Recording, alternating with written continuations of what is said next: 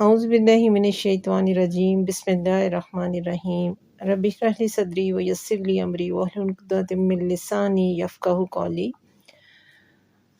तमाम हाज़रीन और नाज़रीन को अस्सलाम वालेकुम व रहमतुल्लाहि व बरकातुहू। उम्मीद है कि आप सब अल्लाह के फ़ज़ल करम उसकी रहमतों के से फैज़याब हो रहे होंगे। दुआ के हवाले से आज हम बात करेंगे कि दुआ किसकी काबिल कबूल है, कौन सी दुआएं हैं, किन लोगों की दुआ जो है वो रद्द नहीं होती और अल्लाह ताला अपनी बारगाह से उन्हें मायूस नहीं लौटाता या उनके खाली हाथ नहीं लौटाता, जिसके बारे में मेरे आका सल्लल्लाहु अलैहि वसल्लम ने फरमाया। आपकी हदीस मुबारका है और इसका मशकातुल मसाया में और हवाला तरमिज़ी से है। हज़रत अबू हुरैरा रज़ी अल्लाह ताला अन्हु से रवायत है कि हज़ूर अकरम सल्लल्लाहु अलैहि वसल्लम ने इरशाद फरमाया कि 3 शख्स ऐसे हैं जिनकी दुआ रद्द नहीं की जाती, ज़रूर कबूल की होती है। नंबर 1 रोज़ेदार की दुआ जिस वक्त वो अफ्तार करता है। नंबर 2 इमाम आदिल यानी उस मुसलमान साहिब इक़्तिदार की दुआ जो शरीयत के मुताबिक चलता हो और सबके साथ इंसाफ करता हो। और नंबर 3 मज़लूम की दुआ को अल्लाह जल्ल शानहू बादल के ऊपर उठा लेते हैं और उसके लिए आसमान के दरवाज़े खोल दिए जाते हैं और परवरदिगार आलम जल्ल शानहू का इरशाद होता है कि मैं ज़रूर तेरी मदद करूँगा अगरचे कुछ वक्त गुज़रने के बाद। इसी तरह एक और हदीस मुबारका मेरे आका सल्लल्लाहु अलैहि वसल्लम ने फरमाई है। हज़रत अबू हुरैरा रज़ी अल्लाह तआला अन्हु से रवायत है कि आका सल्लल्लाहु अलैहि वसल्लम ने इरशाद फरमाया कि 3 दुआएं मकबूल हैं, इनकी कबूलियत में कोई शक नहीं। नंबर 1 वालिद की दुआ, मुसाफिर की दुआ और नंबर 3 मज़लूम की दुआ। ये भी मशकातुल के हदीस मुबारका है। एक और हदीस मुबारका भी है जिसके अंदर आका सल्लल्लाहु अलैहि वसल्लम फरमाते हैं कि हज़रत अब्दुल्ला बिन अब्बास रज़ी अल्लाह तआला अन्हु से रवायत है कि हज़रत सरवर आलम सल्लल्लाहु अलैहि वसल्लम ने इरशाद फरमाया कि 5 दुआएं ज़रूर कबूल की जाती हैं। मज़लूम की दुआ जब तक के बदला ना ले, हज के सफ़र पर जाने वाले की दुआ जब तक घर वापस ना आ जाए, अल्लाह की राह में जहाद करने वाले की दुआ जब तक घर लौट कर ना पहुँचे, मरीज़ की दुआ जब तक अच्छा ना हो जाए, एक मुसलमान भाई की दुआ दूसरे मुसलमान भाई के लिए उसके पीठ पीछे करना यानी उसकी गैर मौजूदगी में दुआ करना। फिर फरमाया कि इन दुआओं में सबसे ज़्यादा जल्दी कबूल होने वाली दुआ वो है जो एक मुसलमान भाई दूसरे मुसलमान भाई के लिए उसकी पीठ पीछे मांगता है। ये मशकातुल मसाया की अल-दवातुल कबीर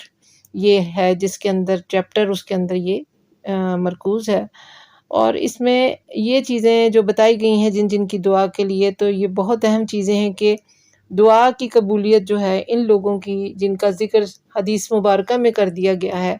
हम उससे इनकार नहीं कर सकते। एक रोज़ेदार है जो कि अपने रब की खातिर उसकी रज़ा के लिए और अपने उसके हुक्म के लिए एक फ़र्ज़ इबादत जो है जो 1 महीने के रोज़े रखता है, तो लेकिन अफ्तार का वक़्त बताया गया है कि आपने जो भी दुआ आपने करनी है उस वक़्त की दुआ रद्द नहीं होगी। और दूसरा एक है कि आदिल हुक्मरान यानी जो साहिब इक़्तिदार है और शरीयत पर चलने वाला है, इंसाफ से काम लेता है, ऐसे साहिब इक़्तिदार बादशाह की या फिर किसी साहिब इक़्तिदार की दुआ भी रद्द नहीं करता अल्लाह ताला। और तीसरी चीज़ कि मज़लूम की दुआ जिस पर किसी ने ज़्यादती कर दी है, ज़ुल्म कर दिया है और उसने तड़प के अपने रब को पुकारा है, उसने बेकसी में बेकली में अपने रब को पुकारा है, तो उसकी आह से डरें। इसीलिए कहा गया कि मज़लूम की आह से डरो, तो अल्लाह ताला उसके लिए अपनी रहमत के दरवाज़े खोल देते हैं और जो जिस हालत से वो गुज़रता है तो अल्लाह ताला कभी मज़लूम की दुआ को रद्द नहीं करते। इसी तरह से वालिद की दुआ, वालिदा तो हर वक़्त ही दुआएं करती रहती है, तो जब भी आप देखेंगे कि माएँ तो हर वक़्त ही बच्चों के लिए दुआ करती हैं, हर वक़्त उनको एक ही काम होता है कि बच्चे को उठते बैठते हर नमाज के बाद वो सिर्फ़ और सिर्फ़ अपनी औलाद के लिए खैर मांगती हैं, दुआ करती हैं, करती रहती हैं। लेकिन वालिद की दुआ जो है वो बड़ी मकबूल है, यानी कि जब बाप अपनी औलाद के लिए दुआ करेगा तो अल्लाह ताला उसे रद्द नहीं करते। तो उसकी वजह ये है कि اللہ تعالیٰ نے جو مقام دیا ہے وہ ماں کی محبت کا اور حساب ہے اور باپ کی پدرانہ شفقت کا اور حساب ہے۔ لیکن جب باپ دعا کرتا ہے تو پھر اس کے اور رب کی قبولیت کے درمیان کوئی رکاوٹ نہیں آتی۔ اسی طرح مسافر جو گھر سے نکلا ہے، کسی بھی سفر میں ہے اور وہ بے کسی بے بسی یا پھر کسی آزمائش یا کسی مشکل میں پڑ گیا ہے تو وہ اپنے رب سے دعا کرتا ہے تو اللہ پاک اس کی دعا بھی قبول کرتے ہیں۔ اور یہاں پر جو کچھ اور لوگوں کا بھی ذکر کیا گیا کہ حج پر جانے والے، حج کے اوپر جو سفر پہ گئے ہوئے ہیں لوگ، جب تک وہ واپس نہیں آ جاتے، یعنی کہ یہ وہ ایسا ٹائم پیریڈ ہے کہ لوگ ایک عبادت کے لیے نکلے ہیں، اپنے گھر بار کو، اپنے بیوی بچوں کو، اپنے کاروبار کو، ہر چیز کو چھوڑ کے وہ صرف اس فریضہ حج کو، ایک جو اجتماعی عبادت کا رکن ہے ہمارا کہ جس کے پاس استطاعت ہے وہ بیت اللہ شریف کا طواف کرے، وہاں حج کرے، جا کر جو اس کے احکامات ہیں ان کو پورا کرے، تو اللہ تعالیٰ اس کی دعا بھی رد نہیں کرتے۔ اور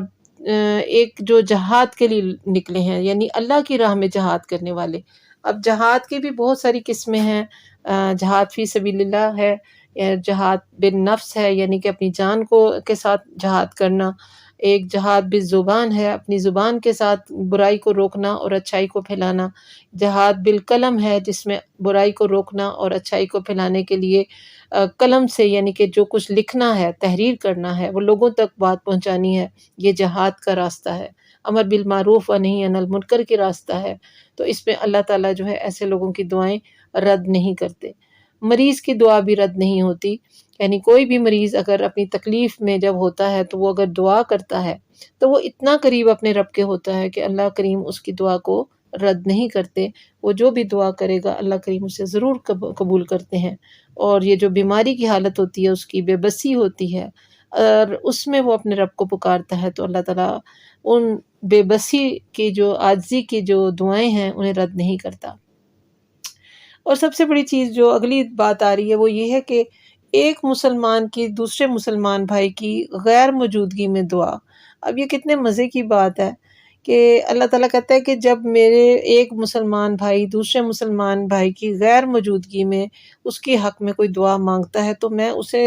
رد کرتے ہوئے شرماتا ہوں۔ اس کے اندر بہت بڑی ایک حکمت ہے یہی کہ انسان کے اندر یہ چیز پیدا ہو جائے کہ وہ اپنے بھائی بہنوں کے لیے خیر مانگے، ان کے حق میں دعا کرے، اور جب وہ دعا کرے تو صرف اپنے لیے نہ کرے بلکہ سب کے لیے دعا مانگے۔ تو وہ دعائیں جب ہم دوسروں کے لیے مانگتے ہیں تو وہ ہمارے لیے بھی آسانیاں پیدا کرتی ہیں۔ جب ہم دوسروں کو آسانیاں اللہ تعالیٰ سے مانگتے ہیں، خیر بانٹتے ہیں تو خیر ہی جھولی میں پڑتا ہے۔ یہ ایک ایسا یعنی کہ وہ اللہ کا نظام ہے کہ جتنا آپ خیر بانٹو گے آپ کی طرف لوٹ کر خیر ہی آئے گا، اور آپ کی وہ دعائیں جو آپ دوسروں کے لیے مانگتے ہیں اللہ تعالیٰ اسے پورا کرتے ہیں، قبول کرتے ہیں۔ تو آپ وہ دعائیں اپنے لیے مانگتے بھی نہیں ہو تو میرا رب اتنا کریم ہے کہ وہ آپ کو خود بخود نواز دیتا ہے۔ آپ اللہ کے کاموں کے لیے لگے ہوئے ہوتے ہو نا، تو آپ دوسروں کے لیے صرف دعا کرتے ہو کہ اللہ پاک اس کی بھی مشکلیں آسان کر دے۔ تو اللہ پاک کہتے ہیں کہ جب کوئی بندہ اپنے مسلمان بھائی کی غیر موجودگی میں میرے سے دعا کرتا ہے تو پھر میں اس کی دعا سنتا ہوں۔ اب دیکھ لیں یہ جتنی بھی دعا کی کیفیت ہے، تو دعا مانگتے وقت جو کیفیت ہونی چاہیے وہ اس طرح بے اضطراری ہونی چاہیے، جو کہ آپ کے اندر بے بسی کی، عاجزی کی جو کیفیت ہو کہ جتنا آپ تڑپ کے اپنے رب کو پکاریں گے تو اللہ کریم اتنا ہی آپ کے قریب ہو کر آپ کی بات سنیں گے، اس لیے کہ وہ ہماری شاہ رگ سے زیادہ قریب ہے، اس لیے کہ وہ ہمارے دلوں کے اندر گزرنے والے ہر خیال کو جانتا ہے، وہ ہر گمان کو جانتا ہے۔ اور اسی لیے کہا گیا کہ بہت سارے گمان جو ہیں وہ گناہ ہوتے ہیں۔ بہت سارے لوگ ایسا کرتے ہیں کہ بڑی وہ دکھاتے یہ ہیں کہ ہم نے بڑی دعائیں کرتے ہیں جی، کوئی ہماری دعا قبول نہیں ہوتی، اور ان کا ایک عجیب سا انداز ہوتا ہے کہ وہ اللہ کے ساتھ گلہ شکوہ کرتے رہتے ہیں۔ اور ایسے لوگ جن کے زبان سے اللہ کی بارگاہ میں ویسے زبانی کلامی کہتے ہیں کہ جی اللہ کا شکر ہے، ہم ٹھیک ہے، یہ ہے وہ ہے، لیکن ویسے اللہ کے ساتھ گلے شکوے ان کے ختم نہیں ہوتے کہ ہمارے ساتھ ہی یہ سب کچھ ہونا تھا، یہ سب کچھ دنیا ساری بس رہی ہے، ہمارے ساتھ یہ ہو گیا، فلاں ہو گیا، ڈھینگ ہو گیا۔ ذرا سی تکلیف آتی ہے، ذرا سی آزمائش آتی ہے تو وہاں وہ واویلا ڈالنا شروع کر دیتے ہیں، شور مچانا شروع کر دیتے ہیں۔ تو کسی بھی مصیبت میں، مشکل میں، پریشانی میں جو کوئی بھی جن لوگوں کا یعنی کہ مسافر ہے، وہ حج پر گیا ہے، جہاد پر کھڑا ہے، روزے دار ہے، مریض ہے، تو اللہ پاک نے جن لوگوں کی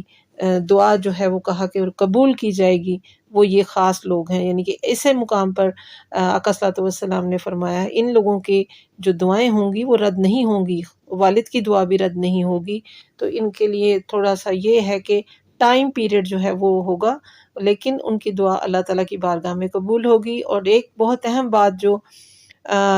دعا کا جو طریقہ ہے اس میں رب کے ساتھ نے عاجزی اختیار کرے، گریہ زاری کریں، جیسے بچہ اپنی ماں سے لپٹ جاتا ہے، رو پڑتا ہے اور رو رو کے لیتا ہے، تو اپنے رب کی بارگاہ میں ایک تو وہ کنڈیشن ہوتی ہے نا کہ ہم راضی برضا ہو جاتے ہیں اپنی رب سے، جو بھی ہو رہا ہے ہم اس کے آگے سجدہ ریز ہو کر اس کی بارگاہ میں راضی برضا ہو جاتے ہیں کہ جو کچھ بھی کر رہا ہے مالک تیری مرضی ہے، تیری رضا ہے، ٹھیک ہے۔ ایک وہ کیفیت ہوتی ہے کہ ہمارے بے چین ہوتے ہیں، ہمارے دل کی جو خواہش ہوتی ہے ہم اسے پورا کروانا چاہتے ہیں، اپنے رب سے منوانا چاہتے ہیں، اپنے بچوں کے لیے، اپنے گھر کے لیے، اپنے کوئی بھی آزمائش آ جائے، کوئی بھی مسئلہ ہو، ہم اپنے رب سے مانگتے ہیں۔ اور جب مانگنے کا طریقہ یہ ہے کہ ہمیں مانگنے کا سلیقہ نہیں آتا، وہ سیکھ لیں۔ سیکھنا کیا، اس کو یہ اس طرح سمجھیں کہ جیسے بچے نے اپنی ماں کو منانا ہے، وہ ماں ہم سے جو کہ ہماری ہی کوتاہی یا کسی غلطی کی وجہ سے تھوڑا سا اگر ہم سے یہ آزمائش میں ڈال دیا ہے تو اللہ تعالیٰ کو منا لیں، راضی کر لیں، چاہے آپ گریہ زاری کریں، چاہے آپ روئیں، چاہے تڑپیں، لیکن رب کو راضی کر لیں، اپنی غلطیوں، اپنی کوتاہیوں کی توبہ کر لیں، اپنے گناہوں سے توبہ کر لیں۔ سب سے پہلا کام یہ ہے کہ رب کو اگر منانا ہے تو پھر سب سے پہلے اپنے پچھلے گناہوں کی توبہ کریں اس کی بارگاہ میں۔ کچھ لوگ کہتے ہیں کہ ہماری دعائیں قبول نہیں ہوتی، ان کو یہ دیکھنا ہوگا کہ دعا نہ قبول ہونے کے لیے میرے کون سے ایسے اعمال ہیں جو اس کے رب کے اور میرے درمیان میں حائل ہیں، ٹھیک ہے۔ سب سے پہلے ان اعمال کی نشاندہی کریں، خود اپنے اندر تلاش کریں کہ میرے سے کون سے ایسے اعمال ہیں کہ جن کی وجہ سے میری دعائیں پوری نہیں ہوتی یا میری دعا قبول نہیں ہو رہی، وہ دعا راستے میں ہی کہیں بھٹک جاتی ہے اور وہ رب کی بارگاہ تک نہیں پہنچتی۔ اس میں حرام مال سے جو کھانے والے ہیں اگر وہ دعا کرتے ہیں تو ان کی دعائیں رد ہو جاتی ہیں۔ اس میں حرام کام کرنے والے یعنی کہ کوئی اگر نظر کی، اگر عمل کی، کسی قسم کی، زنا کی کسی بھی کیٹیگری میں ملوث ہے تو وہ بھول جائے، پھر وہ رب کی بارگاہ میں اس کی دعائیں قبول نہیں ہوتی ہیں۔ اسی طرح سے حرام لقمہ جن کے گلے میں اترتا ہے، جن کی دلوں میں یعنی کہ قدغن ہے، یعنی سختی ہے، جن کے دل بہت سخت ہو چکے ہیں، جو اللہ کے بارگاہ میں کھڑے ہو کر بھی اکڑے رہتے ہیں، عاجزی نہیں کرتے، تو اللہ تعالیٰ ان کی دعا بھی نہیں قبول ہوتی۔ تو انسان جو ہے اس کا ایک رویہ ہے جو سرکشی ہے، اس کے اندر کی جو سختی ہے، اس کی درستی ہے، وہ اس کی دعاؤں کو آگے نہیں لے کے جاتی۔ اور اگر وہ یہ سمجھتا ہے کہ وہ اس طرح سے اپنے رویے سے یعنی کہ وہ اکڑ کر کوئی چیز لے سکتا ہے تو یہ اس کے بس کی بات نہیں کہ وہ اپنے رب کے سامنے کھڑا ہو سکے، اس کی اتنی اوقات نہیں ہے۔ تو اس میں سب سے بڑی چیز یہ ہے کہ دعا کرنی چاہیے ادب کے ساتھ، پہلے سب سے اپنے گناہوں کے پچھلے معافی مانگے رب سے، رب کو راضی کرنے کے لیے، اور اس کے بعد پھر تضرع کے ساتھ، عاجزی کے ساتھ، روتے ہوئے، چاہے ساری رات آپ کو رب کی بارگاہ میں کھڑے ہو کے گزارنی پڑے، آپ اپنے رب سے جڑے رہیں، حاجت مانگ اپنی لے کے، اپنی ضرورت لے کے، تو آپ کے دل میں جب تک یہ جو بھی مسئلہ ہے، مسائل ہیں، پریشانی ہے، دکھ ہے، تکلیف ہے، اس کے لیے اپنے رب کی بارگاہ میں اپنے دلوں کا اندر درد پیدا کرو، اپنا احساس پیدا کرو۔ جن کے دلوں میں درد نہیں ہوتا، جن میں کے دلوں میں سختی ہوتی ہے، درستی ہوتی ہے، ان کی دعائیں آگے نہیں جاتی، ان کو مانگنا نہیں آتا، وہ عاجزی کرنا نہیں جانتے۔ تو جو عاجزی نہیں کرتے ان میں اکڑ ہوتی ہے، اور اکڑ تو وہی بات ہے کہ اکڑ جاتا ہے مردہ۔ انسان میں عاجزی ہے، انسان مٹی سے بنا ہے، انسان جھک جاتا ہے اپنے رب کی بارگاہ میں، لیکن جو مردہ ہے یعنی جس کا دل مردہ ہے، اتنا سخت ہے، تو مردہ اکڑ جاتا ہے، تکبر کا شکار ہو جاتا ہے، اور اپنی انا، اپنی خود پرستی میں گم ہو جاتا ہے، تو ایسے بندے سرکشی کا شکار ہوتے ہیں، اور ایسے بندے اللہ کے ناشکرے ہوتے ہیں۔ اور یہ ساری جو کیٹیگری ہے اللہ تعالیٰ نے قرآن میں بیان کی ہے کہ انسان کی ایسے ایسے چیزیں بھی ہیں۔ لیکن اگر آپ اپنے رب کو راضی کرنا چاہتے ہیں کہ میری دعائیں قبول ہوں اور آپ مستجاب الدعوات بن جائیں۔ بہت سارے لوگ کہتے ہوئے نظر آتے ہیں کہ جی ہم نے بڑی تسبیحیں کی، بڑے ذکر اذکار کیے، بہت کچھ کیا، لیکن جی ہماری دعائیں قبول نہیں ہوتی، اور یہی شکایتیں کرتے ہیں کہ ہماری دعائیں قبول نہیں ہوتی۔ لیکن اس میں آپ یہ دیکھیں کہ جو بھی لوگ ہیں ایسے جو کہ اللہ سے شکایتیں بہت کرتے ہیں کہ ہماری دعائیں قبول نہیں ہوتی، کبھی انہوں نے اپنے اعمال کو نہیں دیکھا ہوتا۔ وہ یہ نہیں دیکھتے کہ وہ کس کس حرام کام میں مبتلا ہیں جس سے رب نے منع کیا ہے۔ وہ سود بھی کھاتے ہوتے ہیں، وہ حرام اور حلال کی تمیز ان میں کچھ نہیں ہوتی، وہ سود بھی کھاتے ہیں، رشوت بھی لیتے ہیں، چھوٹی موٹی زنا کے بھی جو استثناءات ہیں یعنی مختلف قسم کے ہیں، مختلف کیٹیگری کے ہیں، تو اس کو بھی اپنا لیتے ہیں۔ حرام قسم کا جو لقمہ ہے، وہ خوراک جو ہے وہ ان کے اندر ہوتی ہے، ان کے خون میں دوڑ رہی ہوتی ہے، اور وہ ان کے دعاؤں کو قبولیت کی طرف نہیں لے کے جانے دیتی۔ تو یہی سب سے بڑی ہے، یعنی وہ لقمہ جو آپ نے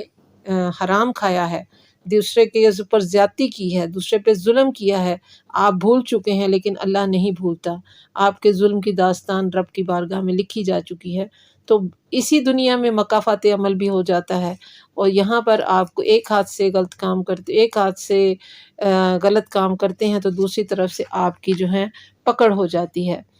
تو جتنے بھی آپ کے اس بارے میں حضرت ابو ہریرہ رضی اللہ عنہ سے روایت ہے کہ حضور اقدس صلی اللہ علیہ وآلہ وسلم نے ارشاد فرمایا کہ بے شک اللہ پاک ہے، اور وہ پاک ہی مال اور قول و عمل قبول کرتا ہے۔ پھر فرمایا کہ بلا شبہ حلال کھانے کے بارے میں اللہ جل شانہ نے پیغمبروں کو جو حکم فرمایا کہ رسولو طیب چیزیں کھاؤ اور نیک کام کرو، اور مومنین کو خطاب کرتے ہوئے فرمایا کہ اے ایمان والو،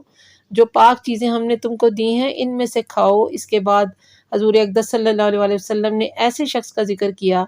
جو لمبا سفر کر رہا ہو، اس کے بال بکھرے ہوں، جسم پر گرد و غبار اٹا ہو، اور وہ آسمان کی طرف ہاتھ پھیلائے یا رب کہہ کر دعا کرتا ہو۔ یہ شخص دعا تو کر رہا ہے اور حال یہ ہے کہ اس کا کھانا حرام ہے، اور پینا حرام ہے، اور پہننا حرام ہے، اور اس کو حرام غذا دی گئی ہے، بس ان حالات کی وجہ سے اس کی دعا کیوں کر قبول ہو سکے گی۔ یہ مشکات المصابیح کا جو ہے وہ حوالہ ہے، اس میں مسلم شریف میں بھی اس کے حوالے شامل ہیں۔ یعنی کہ جو بھی حرام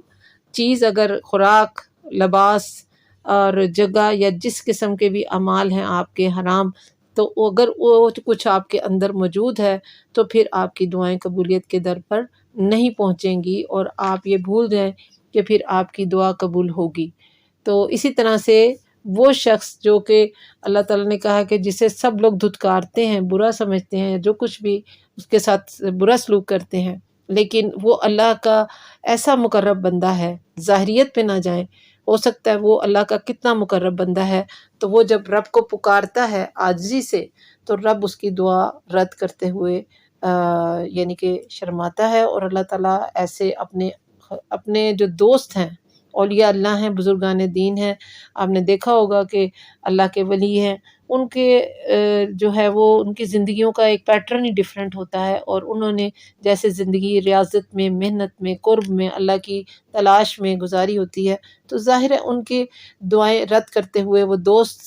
کیونکہ اولیاء کا ولی جو ہے وہ اللہ کا دوست ہے، تو انہیں نہ تو کوئی غم ہوگا نہ کوئی حزن ہوگا۔ تو یہ وہی لوگ ہیں جو اللہ کی بارگاہ میں مقرب ہیں، جو اللہ ان کی بات کو رد کرتے ہوئے شرماتا ہے کہ یہ میرے دوست، اس نے ساری زندگی، یا میرا بندہ جس نے ساری زندگی میرے لیے میری ہی اطاعت میں گزار دی ہے، تو رب کریم ان کو یہ عطا کر دیتا ہے کہ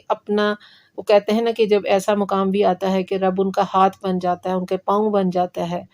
تو ان کی زبان سے سوائے حق کے کچھ نہیں نکلتا، ان کے اعمال سے جتنے بھی ان کے اعمال ہوتے ہیں وہ سب خیر ہی خیر ہوتے ہیں۔ یہ اولیاء اللہ ہیں، اللہ کے بزرگ اور صالحین ہیں، اور اللہ تعالیٰ ہمیں انہی کے راستے پر چلائے۔ جب کہ ہم ہر وقت دعا بھی کرتے ہیں، نماز پڑھتے ہیں، تو کہتے ہیں نا کہ اہدنا الصراط المستقیم صراط الذین انعمت علیہم غیر المغضوب علیہم ولا الضالین آمین، کہ ہمیں ان کے راستے پر چلا جن پر تو نے انعام کیا، نہ کہ ان کے راستے پر جن پہ تو نے غضب کیا۔ تو اللہ تعالی ہمیں اس کی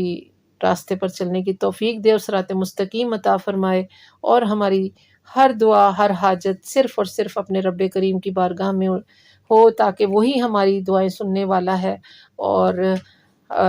ہماری دعاؤں کو قبول کرنے والا ہے۔ وآخر دعوانا الحمد للہ رب العالمین۔